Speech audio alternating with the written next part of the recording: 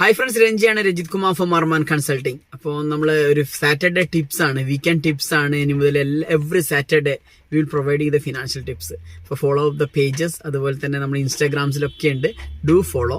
അപ്പോൾ നമ്മൾ ഇന്ന് പറയുന്ന ഒരു ടിപ്സ് ആണ് 4 banking using system.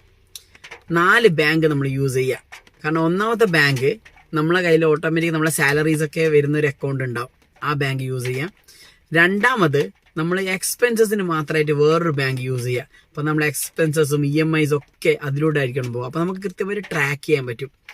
മൂന്നാമത്തതാണ് emergency fund. അത് നോൺ ടച്ചബിൾ നമ്മളെ അക്കൗണ്ട് ആയിരിക്കണം, അത് തൊടാൻ പാടില്ല. ആ പൈസ നമ്മൾ എവറി മന്ത് നമ്മളൊരു എമർജൻസി ഫണ്ടിലേക്ക് മാറ്റി വെക്കുക ഒരു പൈസ, അതിന് വേണ്ടി ഒരു അക്കൗണ്ട്, മൂന്നാമത്തെ അക്കൗണ്ട്.